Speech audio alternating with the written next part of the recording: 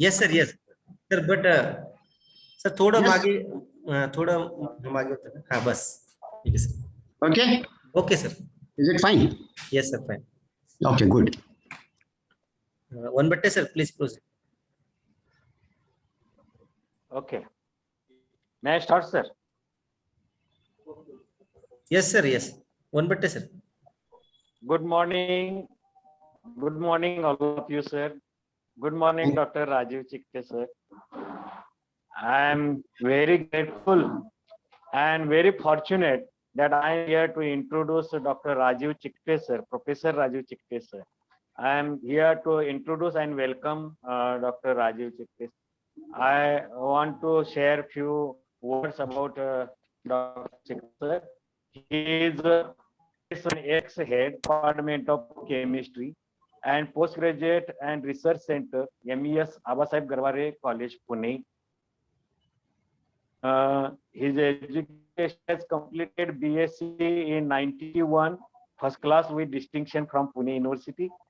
MSc in 1980, first class in Pune University, and he's completed his PhD in 1989 from Pune University. He has a huge experience of 32 years of experience. His total command on research areas that may be very difficult to read these research areas. Model compounds of metalloenzymes, catalysis with supported metals for oxidation, hydrogenation reactions, nanomaterials for environmental remediation, visible light photocatalysis, catalysis of derived value-added products, nanomaterials as pro-drugs, and so many areas from chemistry. I am very proud to say that he has published 70 research articles in national and international journals, which has H index of 20%. Google Scholar, his rating is 25, and research gets score as 34 and 95. It is a very time limit to introduce himself.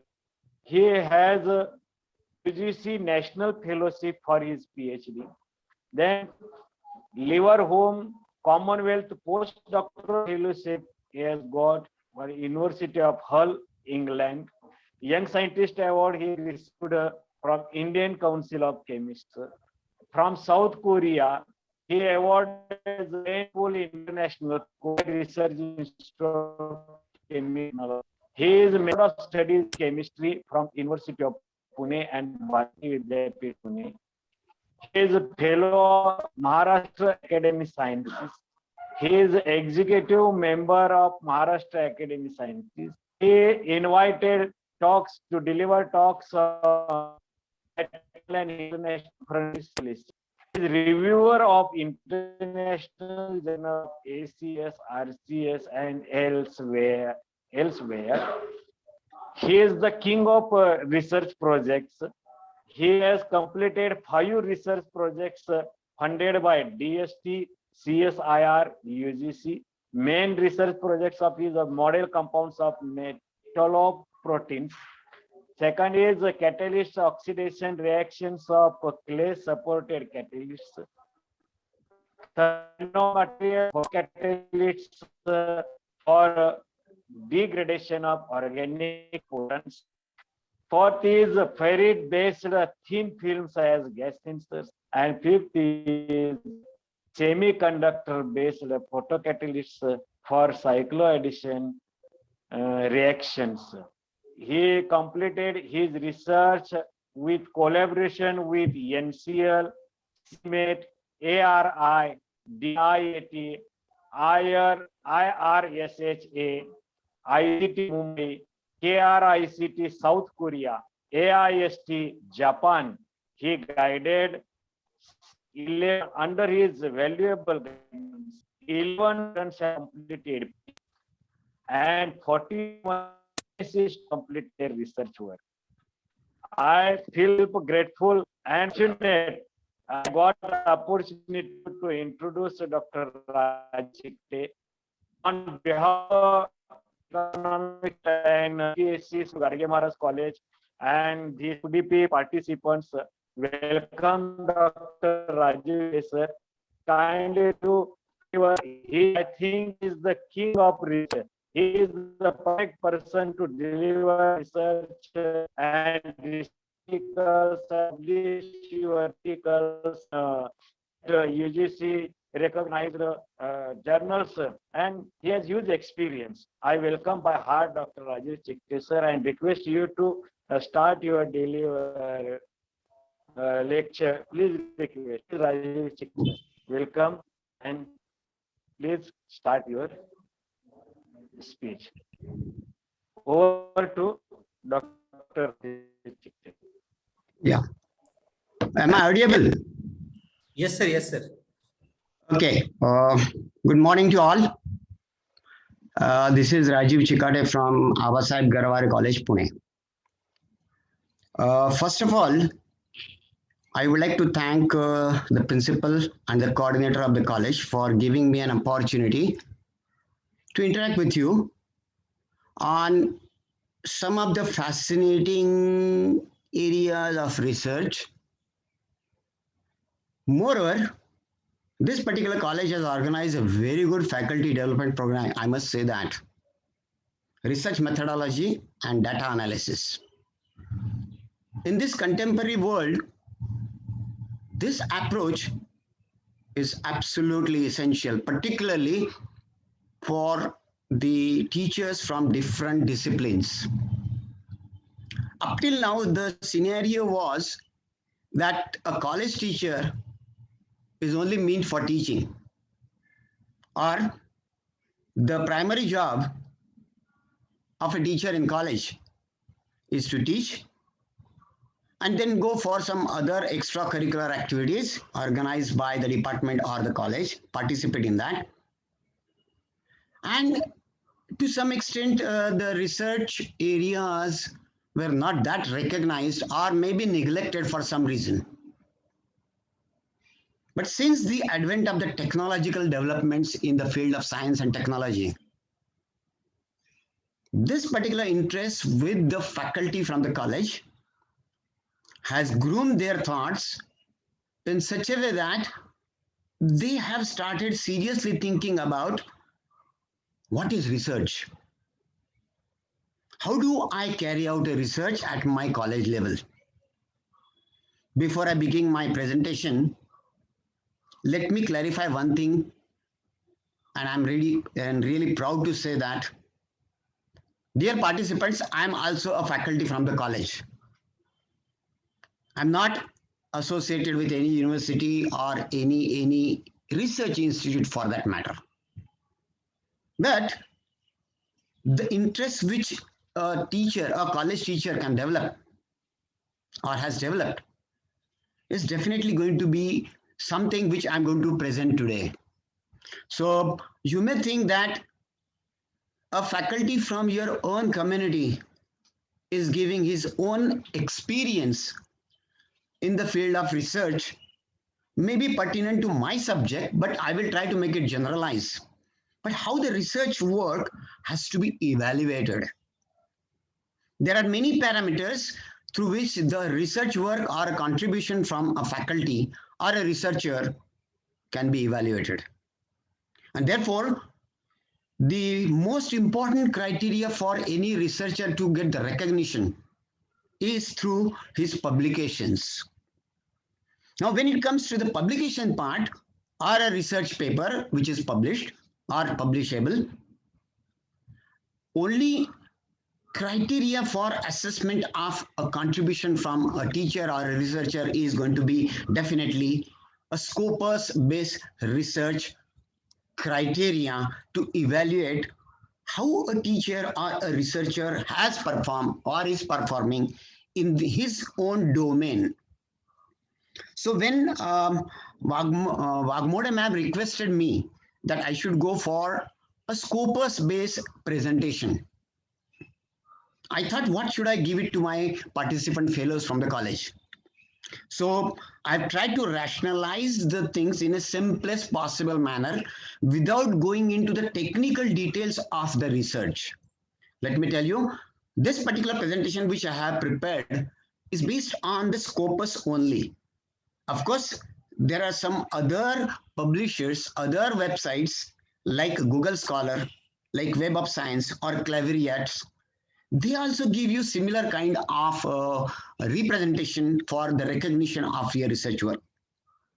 But because of the time constraint, I'm just going to focus only on the concept of what is Scopus basically, and what is Scopus citation indices. Basically, these are unknown parameters to some extent for our college teachers. And therefore, I would like to share my screen. Is it okay, sir? Yes, sir.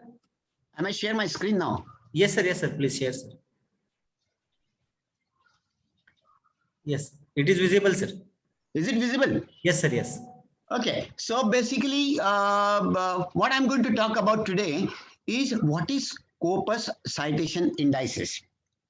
When I talk about the Scopus citation indices, the basic question comes in everybody's mind is what is Scopus? To be really frank with you, the college teachers are not aware about what is Scopus basically. The person who is involved in the research may come across this particular word, Scopus.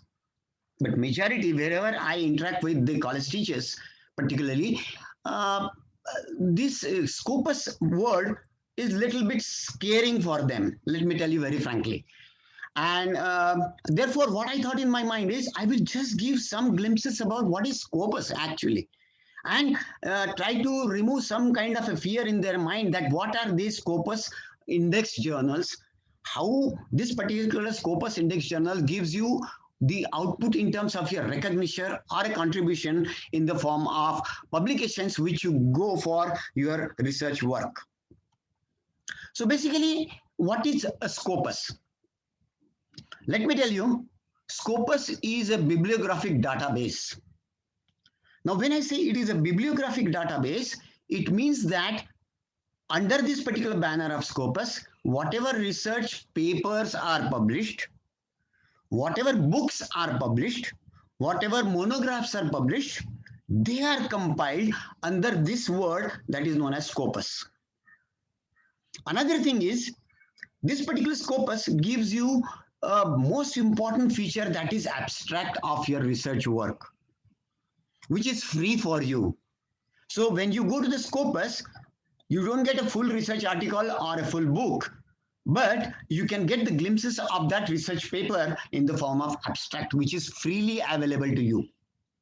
And therefore, the abstract gives you an idea that whether I should go for this particular research paper of my interest or not, or I should go for the downloading of this particular full paper.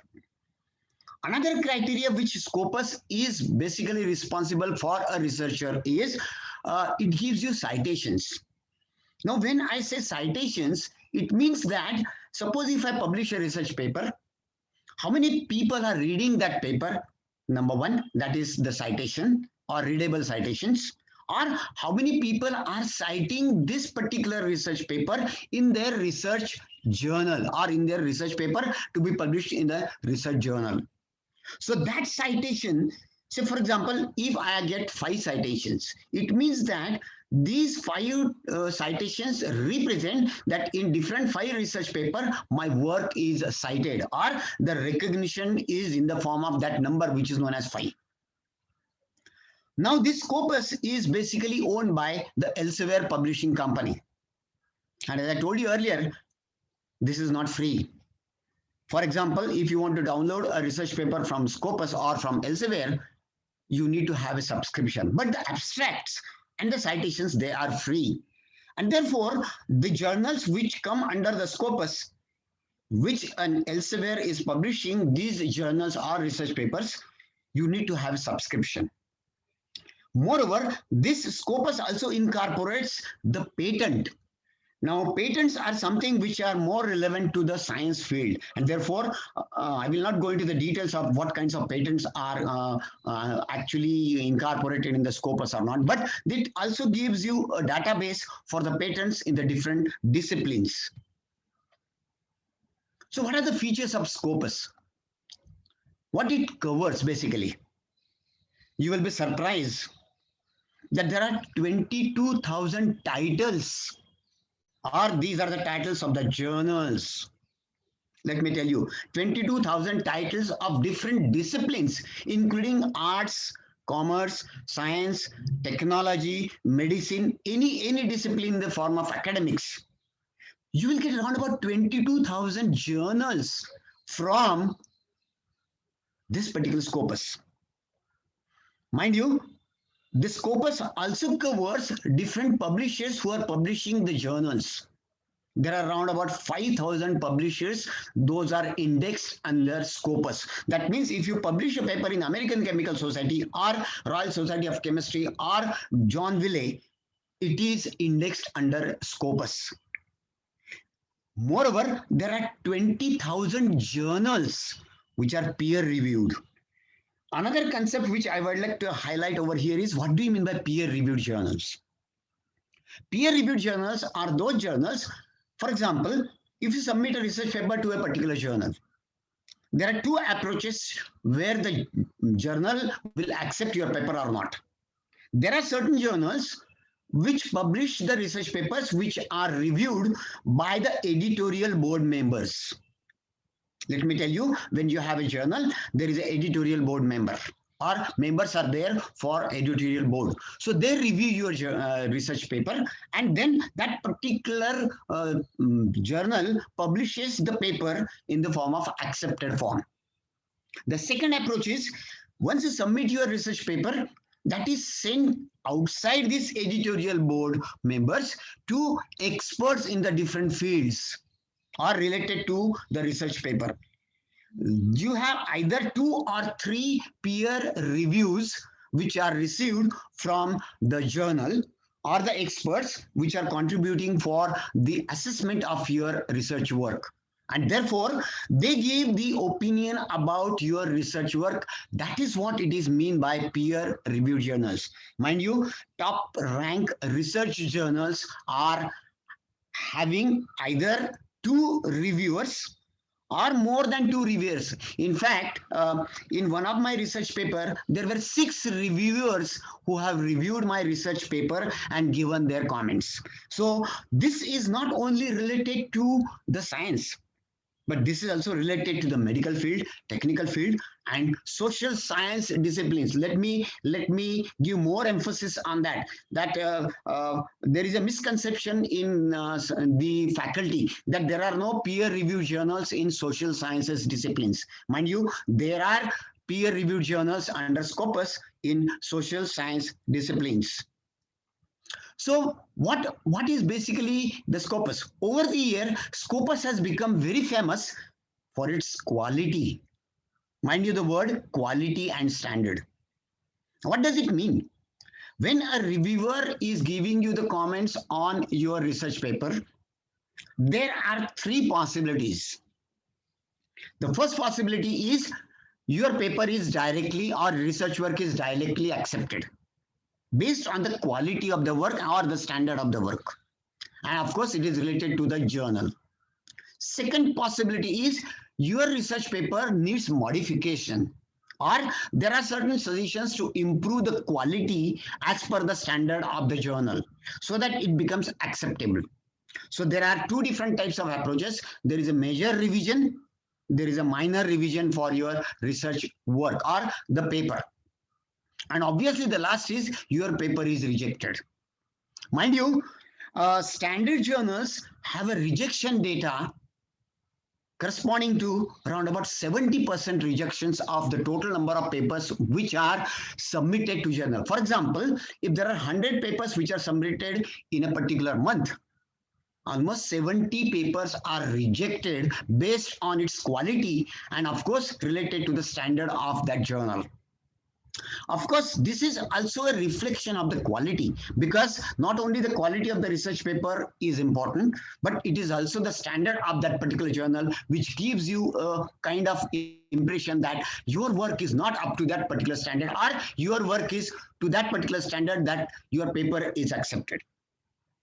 These journals are considered to be of higher scientific quality as compared to some other publishing companies like PubMed, Emebase. These are all basically the what you can say, the lower standard publishing companies based on their own criteria.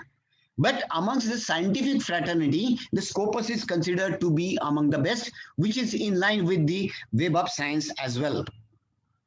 So why to publish in this particular journal, or a journal which is indexed in the Scopus? The publishing a paper in a Scopus index journal is an indication of recognition. When I say it is a recognition, it means that whenever I go to any conference and I say that a particular paper is published in, say, for example, in my case, it is a green chemistry, which is considered to be the topmost journal in my field. So when I submit a research paper to this green chemistry journal, and if it is accepted or published, and when I go to certain conferences, and when I say that my paper is published in green chemistry, there is a recognition for your work, or the work which you have carried out is of high quality. And therefore, that kind of a recognition is what it is basically acquired to when you publish your research paper in Scopus Index Journal. It also gives you another satisfaction that when you publish in a high index journal, there are good chances of that your article getting more recognition in terms of citations. And therefore, that also improves the visibility of your work. For universities, colleges, even the institutes or individual, this is actually the improvement in their quality of the research. And therefore, there are strict guidelines in terms of the quality of the journals which are published in the Scopus Index journals. There are many other standard journals which are not indexed in Scopus. They are not inferior, but the quality of the work which you are publishing in those non-index Scopus journal is not good as compared to the citation. That means there are less chances of getting the citation of your work in a reputed journal. And therefore, those are not considered to be the high impact journals or high impact papers which are published in non-index journals. And therefore, the basic question comes is, what do you mean by publication? So when I talk about a research publication, there are two different categories which comes in everybody's mind. So what are those? Basically, a research paper or reviews. Now, what is the difference between the research papers and reviews? Research papers are basically the own contribution towards the different fields which you have explored in terms of your research work. That means a research paper gives a particular insight into the research work which is carried out by an individual person or a researcher.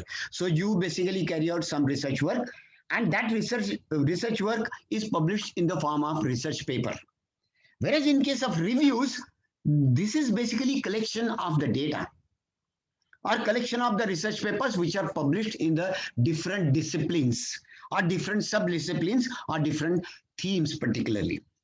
Now, the research paper is also categorized under different categories, or basically 4 categories. Full-length articles, where total content of this article is basically pages, number of pages, if you really consider, between 10 to 15 pages.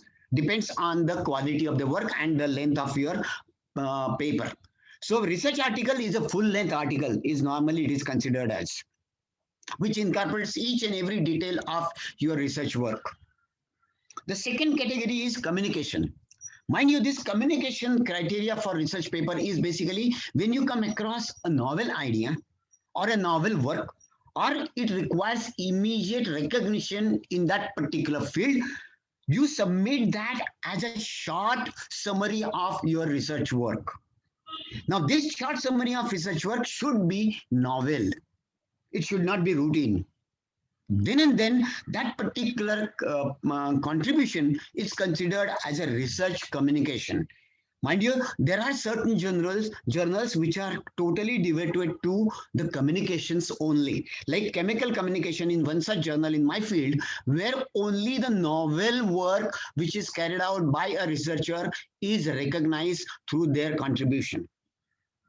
Sometimes what happens is when you write a research article, it becomes too lengthy. Some journals, they require a shorter version of your article. So there is another criteria or a category of research paper which is published, particularly in science, if you per se, short notes. These are basically 2 pages or 3 pages, which may not contain the details of the entire data. But there will be a significant data which can be incorporated in short notes. And the last one is a perspective. Now, this perspective is what is the future of this particular concept. For example, if I take a nanotechnology as a theme or a field. Now, if I take a nanotechnology, what are the future perspectives of this nanotechnology in different disciplines? That is a projection of what is currently available in the literature in nanotechnology. And what will be the future of nanotechnology, say 5 years down the line or 10 years down the line.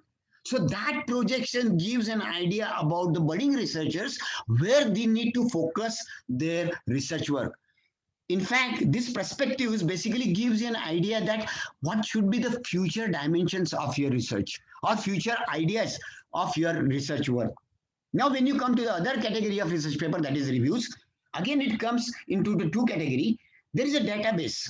Database means you collect, say, 100 papers, compile them in such a way that there is no contribution from your side. Only you just go on writing about that particular research paper in 1 or 2 lines.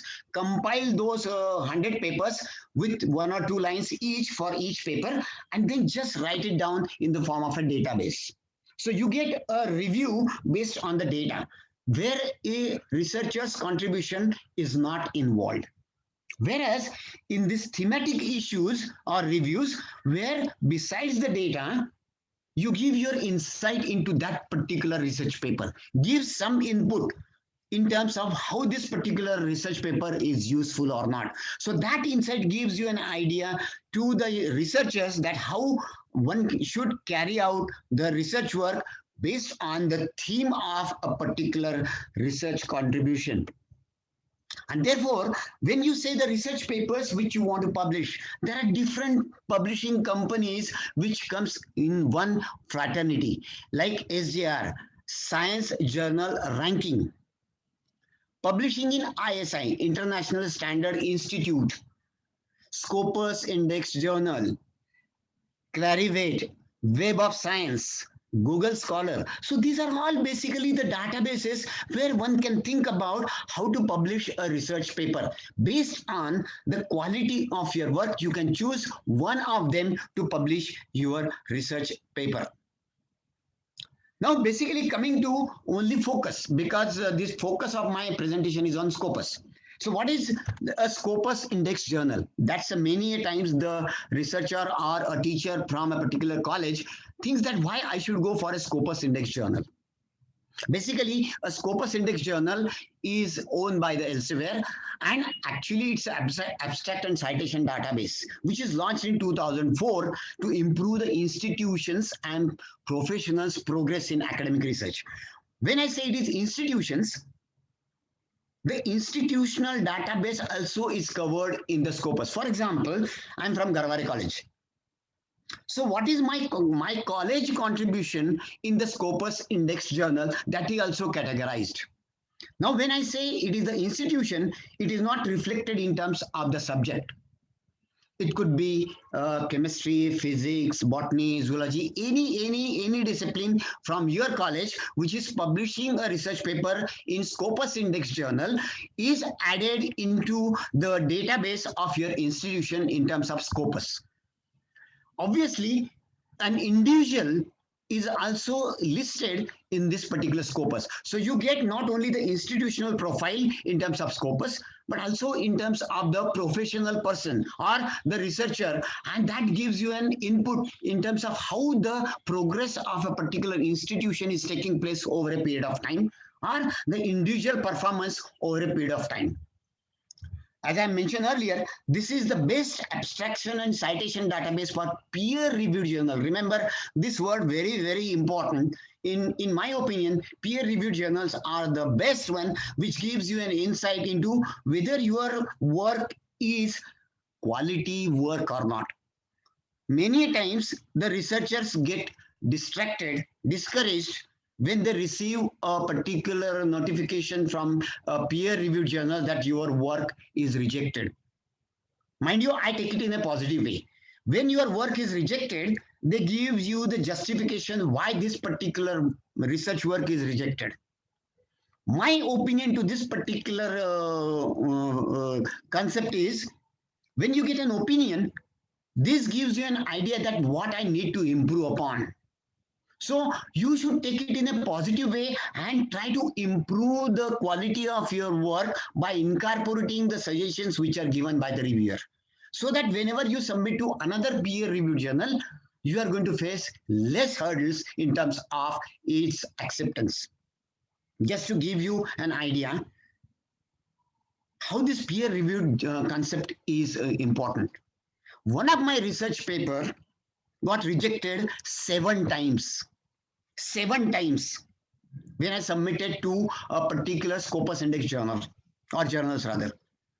I culminated all those suggestions and comments given by the reviewer in my 8th edition or 8th version of my research work, and then submitted a research paper to highly impact factor journal or high impact factor journal. And you will be surprised, my research paper got published in the high impact factor journal. So don't get discouraged by the rejection from a Scopus Index journal. It improves your quality, or rather it is given for the improvement of your quality. So when you have a Scopus Index journals, your work is recognized all over the world, or internationally acclaimed institutions are the researchers from the database.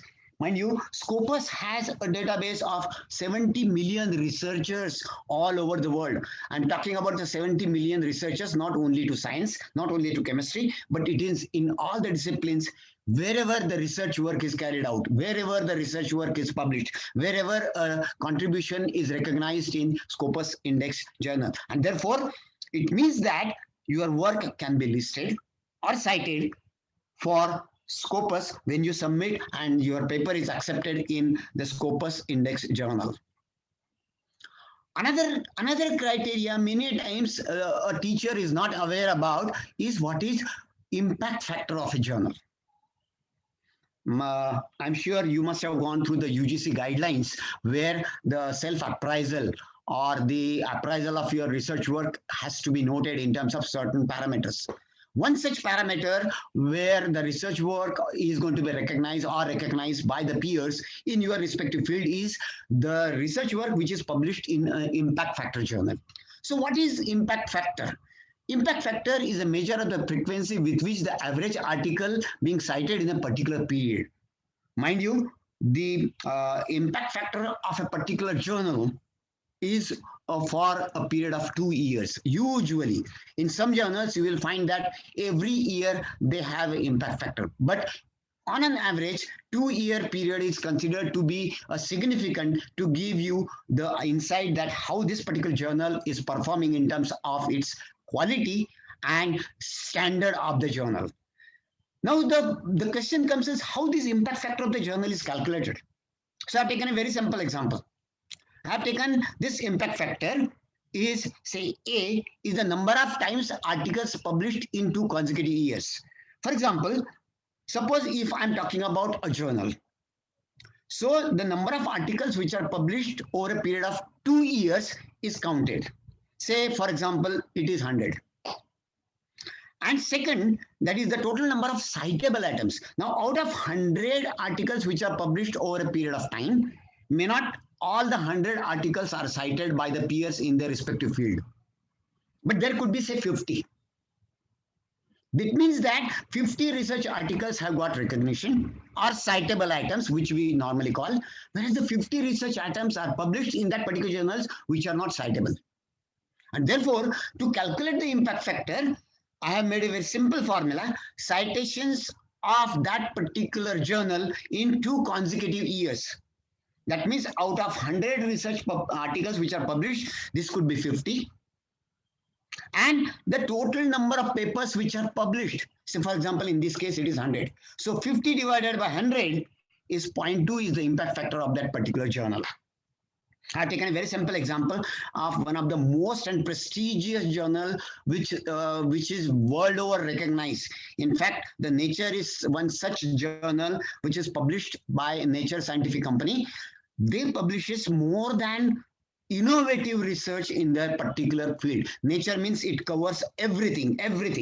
It is not subject specified. Anything which is novel in that respective field is published in Nature. Now, in this Nature journal, there are 74,000 citations in 2019 and 2020. Whereas the total number of research papers which are published is 1782. Mind you, the citations are 74,019 and the total number of articles which are published is 1782. See the impact factor of the Nature. This is the highest impact factor journal till today. Nature has got the highest impact factor, which is indexed in Scopus. To publish one research paper in Nature having an impact factor of 41.577 years together. In fact, the Nobel Prizes in science, for that matter, is given based on number of research papers which are published in Nature or the another journal which is Science. And therefore, such is an importance of the impact factor of a journal. And therefore, what are those Scopus index journals where the impact factor is very important? I have been informed by the organizers that the participants are from different disciplines. They are from science, arts, and commerce. So what I have tried to give you an idea that what are those journals which are indexed in science or arts and social sciences or commerce for that matter.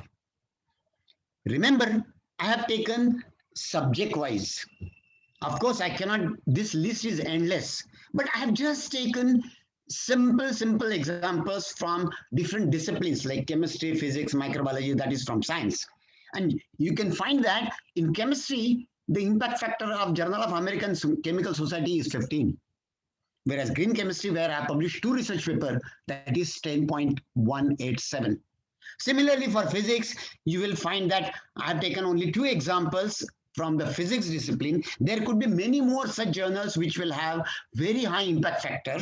Similarly, from microbiology, from botany, because what I thought in my mind is our college teachers should know what is the journals in Scopus where the impact factor in their respective discipline is important and where to publish their research paper in the Scopus index journal. So the colleagues from chemistry, physics, microbiology, botany, zoology, and statistics, mind you, there is a Scopus index journal for mathematics as well as in statistics.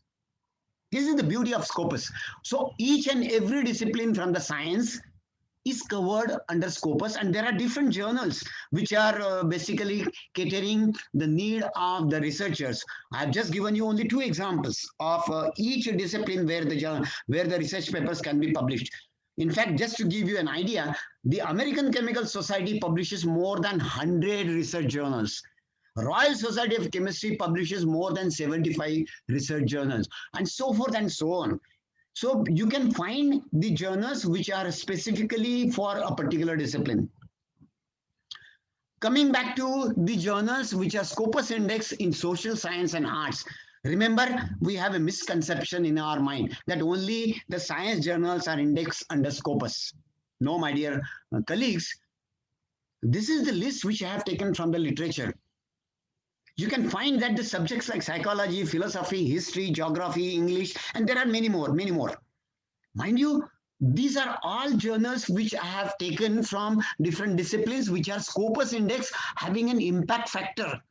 For example, in case of psychology, psychological bulletin, it has an impact factor of 10.734. Can you imagine a particular person in the field of social science or in psychology, they're publishing their research paper with a high impact factor journal like that is 10.7. You can actually find out those journals which are basically Scopus index in social science and arts as well. Of course, because of the time constraint, I have not gone into the details, but just to summarize and give you the glimpses of how the social science is equally contributing towards the Scopus index journals and how the work is recognized in social science and arts. Mind you, there is also law, there is also commerce, economics, everything. It is basically indexed in Scopus. Another more important criteria for H index. What is H index basically? Many times that the teacher or a researcher from different disciplines, they get scared by listening to what is the H index of that particular paper or that particular person or for that particular institute. Now this H index is calculated by counting the number of publications for which an author has been cited by other authors at least the same number of times.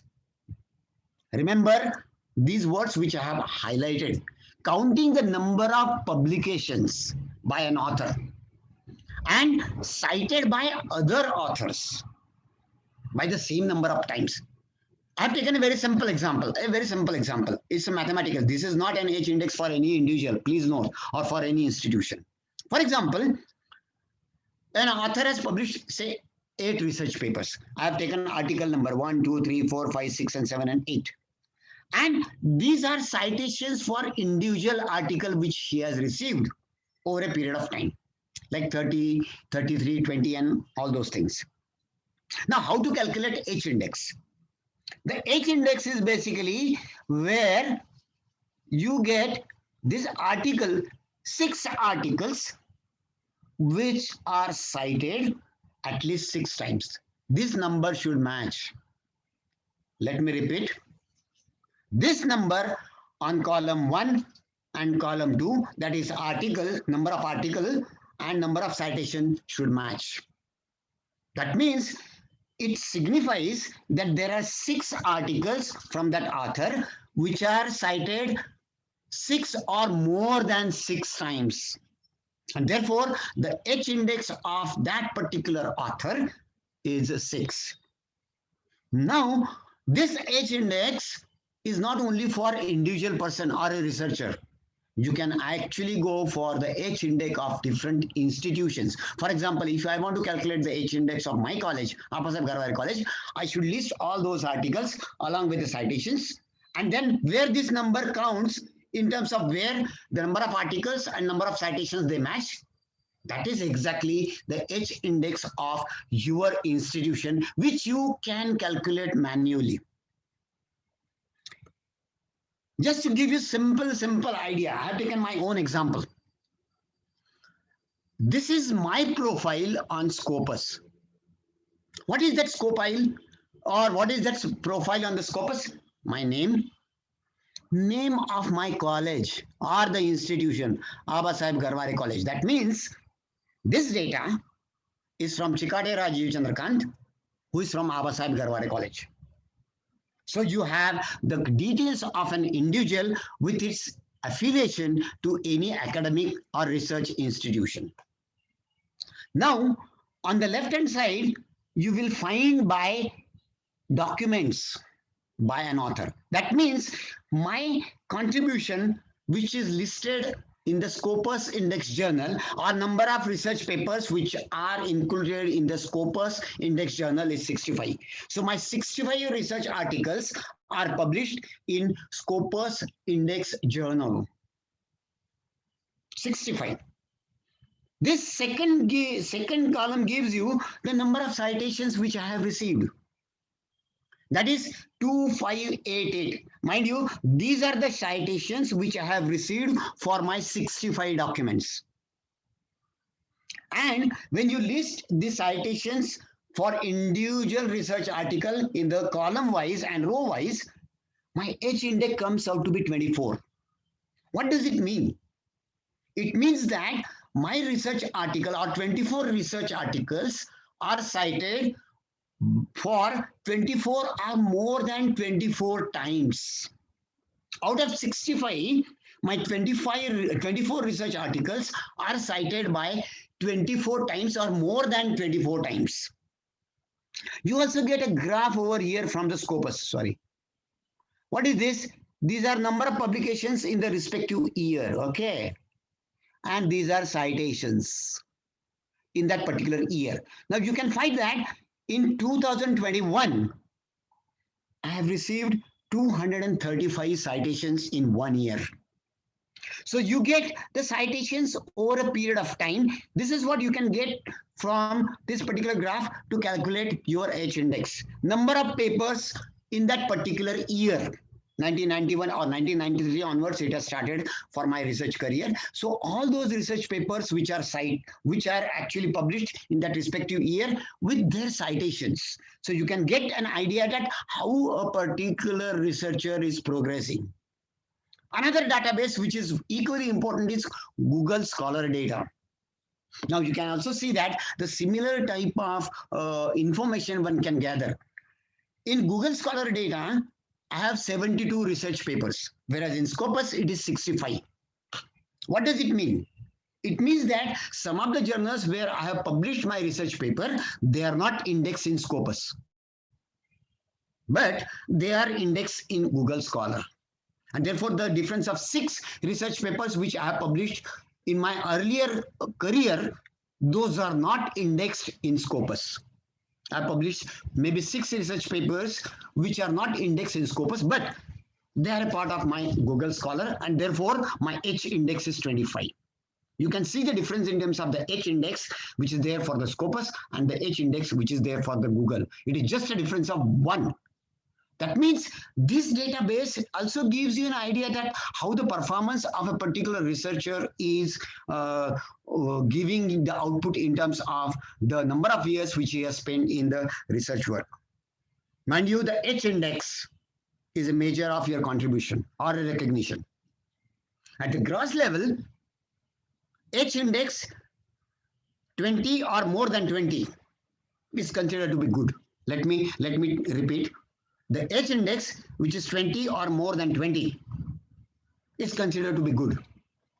Those who are from the colleges, they must remember that university professors, they should have H index minimum 20. It should be minimum. It's a mandatory for them to have a H index, which is 20. If you have a H index of 20, or the citations which are more than 2,000, then you are considered to be a good researcher in your respective field, and you will get a recognition by promoting from associate professor to a professor in the university. In the research institute, it is more. From 20 to 40 is a good contribution. 40 onwards, it is excellent. Mind you, this 40 onwards H index is usually for those researchers or a scientist in the different research institutes whose H index is more than 40 or 45 or 50. So that contribution is recognized in the research institutes where the H index for a particular scientist is more than 40. And if it is 40 to say 70, it is excellent. Above 70, it is considered to be innovative. That means the contribution of that particular researcher whose H index is above 70 is well recognized by the peers in their respective field, or the contribution is highly significant in terms of the quality of the work which they are pursuing. Another thing which I would like to share is many times a teaching community, basically a college teacher, comes across a problem of how to write a research article or a research paper for that matter. So there are different components of a research paper. Let me categorize. The categorization is the title. Now this title should describe the scope of the paper. I'm a reviewer for many of the research journals which are indexed under Scopus. Many times I come across a research paper whose title reads like a newspaper heading. Excellent research was contributed towards. This is self-proposing excellent research work. Excellent work on nanotechnology. Excellent work on photocatalysis for that matter. Because I am from chemistry, I'm giving you some examples. It should not be like a newspaper heading. It should be very simple. Very, very simple. Mind you, your research paper is going to be read by a Nobel laureate and a common researcher who is there in the college. So he should get the glimpses of what kind of research work you have carried out under this particular research paper. So that should give the scope of the work. It should highlight rather the scope of the work. Another important concept in the writing a research paper is abstract. Abstract should be precise. It should not be like an essay writing. It should be impactful. It should be minimum. In fact, in a majority of the science journals, there is a limit for the number of words for the abstract. In some journals, you will find that the restriction is for 250 words. In some journals, the restriction is for only 300 words. That means you need to write down only abstract in either 250 words or in 300 words. The job is very tedious. It should be highlighting the work which you have carried out. Mind you, this abstract is free of cost, which is indexed in Scopus. That means a layman can read the abstract of your research paper who doesn't have a subscription to the Scopus.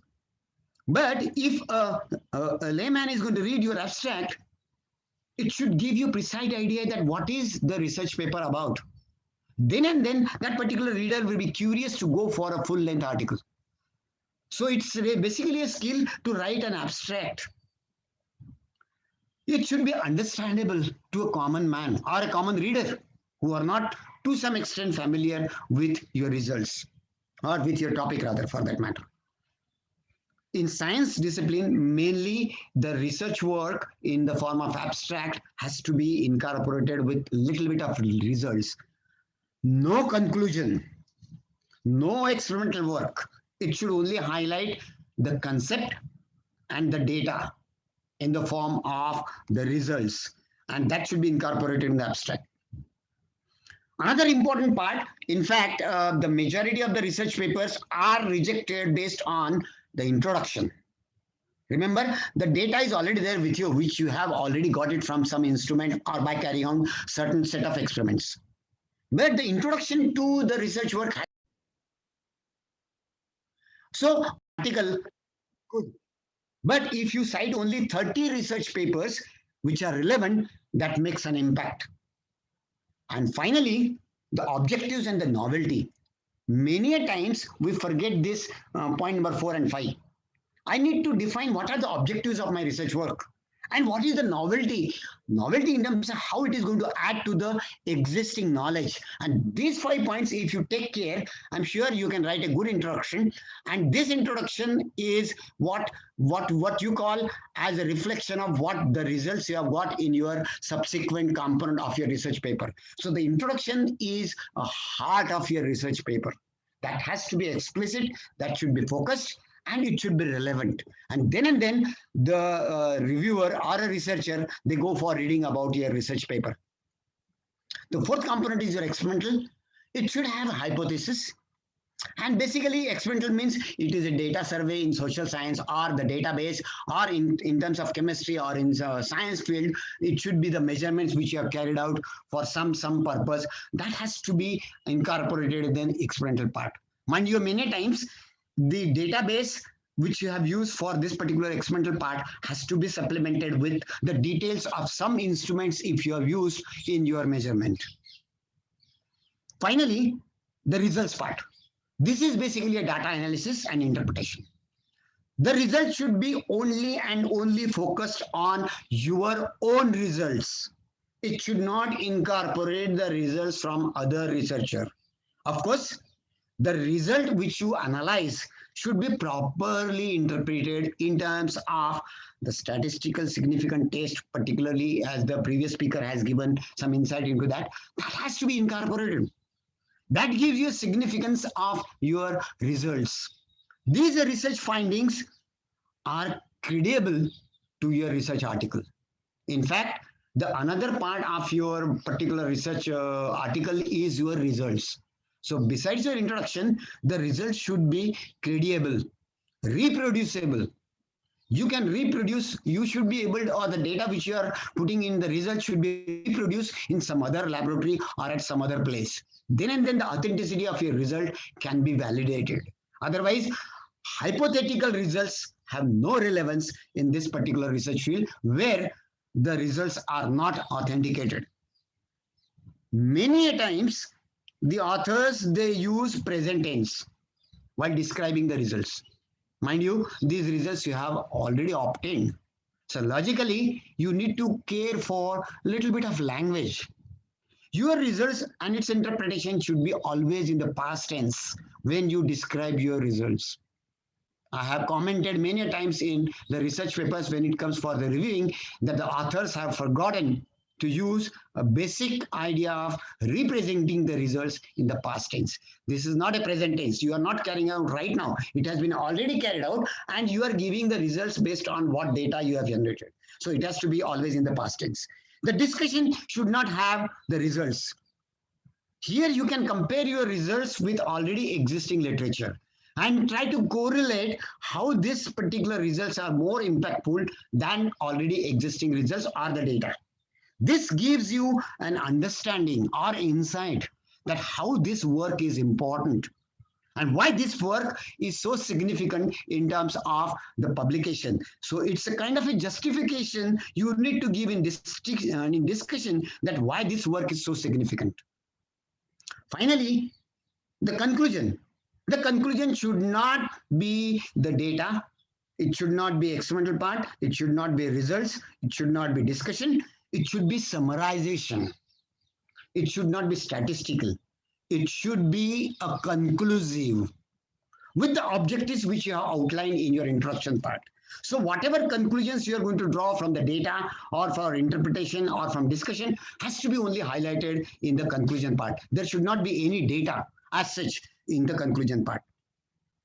Many times we make a mistake by citing those references which are very old. Of course, if that particular research paper is of high impact or highly significant, one can cite. But at the grassroots level, in general, you need to cite very recent and relevant references or literature. That gives you an idea to the reviewer that you have gone through the literature which is recently published. And you are aware that whatever data it is published very recently, you have incorporated in your discussion part. So that also gives you an impression that you are up to date with your research work. So what are basically the journal publishing companies? In science and technology, these are some of the publishing companies which normally in science, which is observed like American Chemical Society, Royal Society of Chemistry, Wiley, Elsevier, Springer, Taylor and Francis, Nature Publishing Company, and all those. You will find that many of them are there either from science or technology disciplines because the number of contributions in the science and technology is very, very high as compared to social science and arts. I've also listed some of those publishing companies which publishes the paper, which are again, let me repeat, these are all Scopus Index publishing companies. They basically contribute to the Scopus data, and therefore these are some of the publishers rather which contributes towards the Scopus database from the social science and arts. Now, why to publish a research paper in Scopus Index journals? Mind you, there is a boom in the academic fraternity that we need to publish. We can publish a research paper in non-Scopus Index journals or paid journals. Mind you, those paid journals which are published, they do not have a citations. They are not recognized by the peers in your respective field, or you don't get a recognition of by publishing a research paper in a journal which is a paid journal. My dear colleagues, please remember this, that if you publish one research paper in a Scopus Index journal, which is equivalent to 5 research papers which you published in non-Scopus Index journal, which are paid journals. Because that recognition what you get in the Scopus Index journal is very, very high. Not only that, you get citations. Citation means if my work is not appreciated by you, you are not going to cite my work. Or if you are from that particular discipline, you are not going to read my research paper. My research paper, if it is not read, my research paper which is not cited, it is of no relevance in the academic or in the institutional fraternity. That has to be cited. Because the Scopus Index journals, basically, as I mentioned earlier, there are 17 million readers. And these 17 million readers are going to read your research paper, and majority of them cite your research paper. And that's what you get a citation, as I have given you the example of my own citations, which are there in Scopus or in Google Scholar. There are n number of journals. Many times what happens is you come across a particular journal, you submit your research paper, but it gets rejected. The reason may be that it is out of their scope.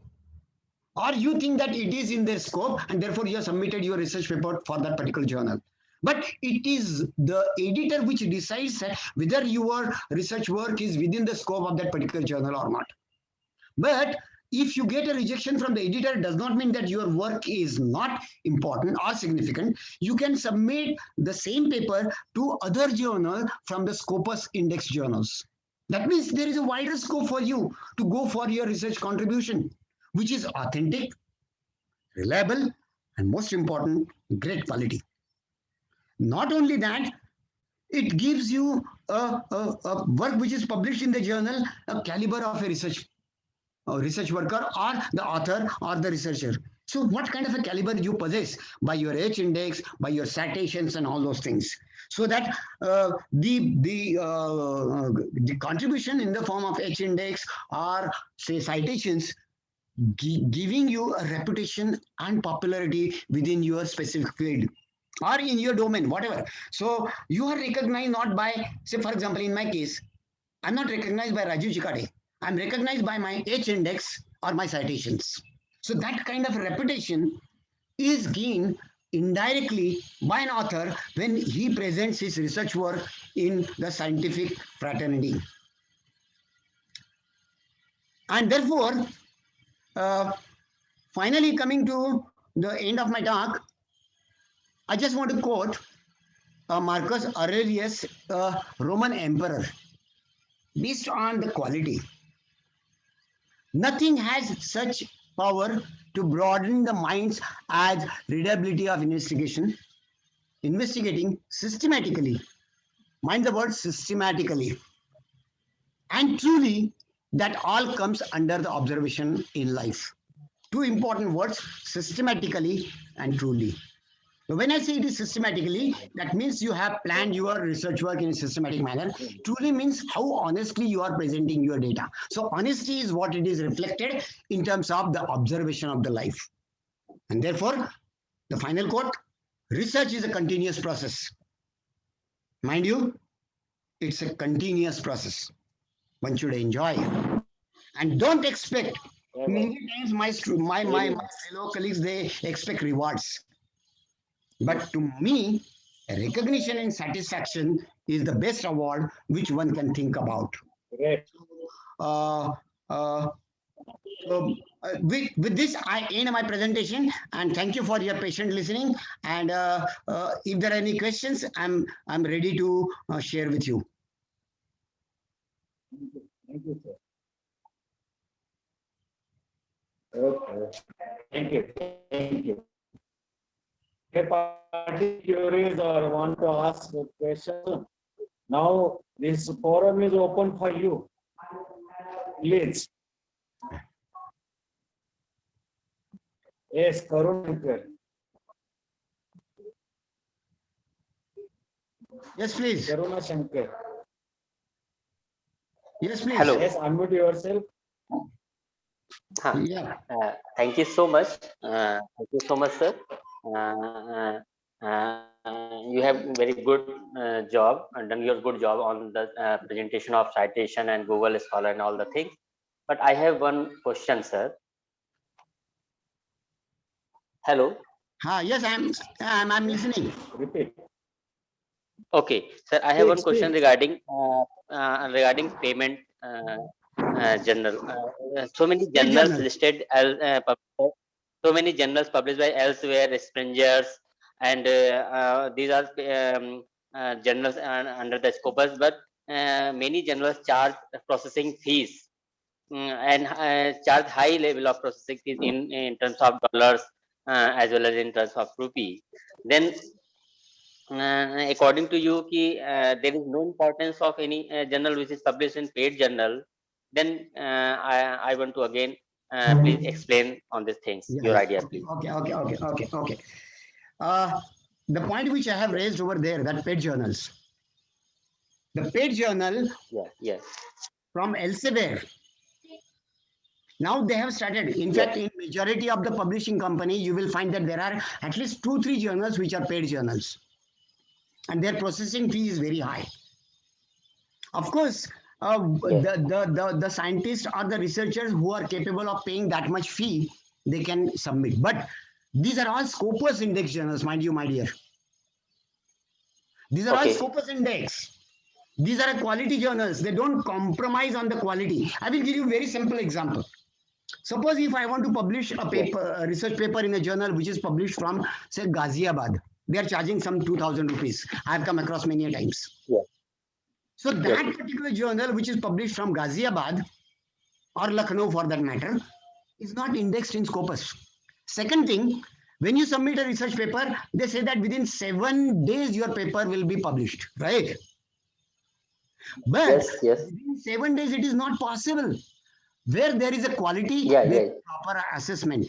Whenever there is a question of integrity of the work, there has to be a time frame. Many times you come across 3 weeks of basically getting the recognition as from the reviewer. Minimum 3 weeks.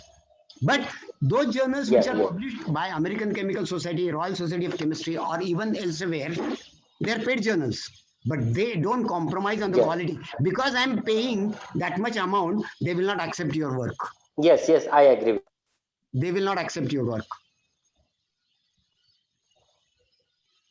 Okay, thank you. Yeah, thank you, sir. Thank you, sir. Please unmute yourself. This may be the last question. Yeah. Please unmute yourself. Good afternoon, sir. Very nice presentation and informative session is given by you. Thank you so much. I have to ask one question that I have published my research paper in peer review journal having impact factor of 6.5, but it is not in Scopus. So how can I know the citation of my paper, sir?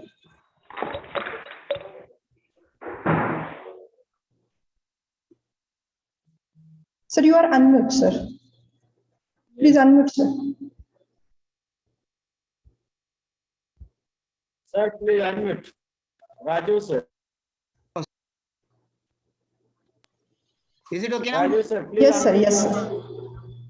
Is it okay? Am I audible? Yes, sir. Okay. It's really a good question which you have asked. See, basically what happens is, when you publish a research paper in a particular journal, which is not Scopus index, the impact factor which is given is not by the Scopus. The impact factor which is given by that particular journal on Science Journal Ranking, SJR. So that impact factor is not recognized. Whereas when you say my impact factor of the journal is 6, the impact factor of journal which is 6 has to be highly cited journal. Let me tell you very frankly. Okay, and therefore, the impact factor which you consider from that journal's homepage is no more valid for those journals which are indexed in the Scopus. So Scopus publishes their own list of journals with the impact factor. Now, I'm not discouraging you from publishing in these particular journals. So when you go for your API calculation, this particular contribution in terms of the paper which you have published in non-Scopus index journal has got a less number of points without any impact factor. And therefore, my advice to you would be you publish one paper, but see to it that it is published in Scopus Index Journal. They give you very good insight. Even if you feel that this paper will not go into the Scopus Index Journal, just submit it. Get Yes. the feedback from the reviewer and improve upon the quality of your work so that you can submit to another journal in a Scopus Index Journal. This is my advice to you. Thank you. Thank you so much, sir. Okay. Thank you, dear participants. Thank you, sir. My kind request to you, please share your screen second last slide. My second last slide, okay? Second last slide. Please. Yes, please. Yes, please.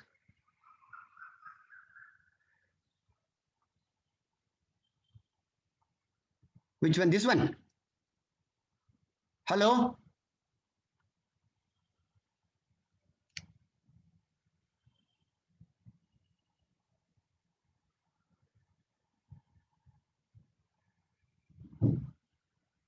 Hello? Hello, sir.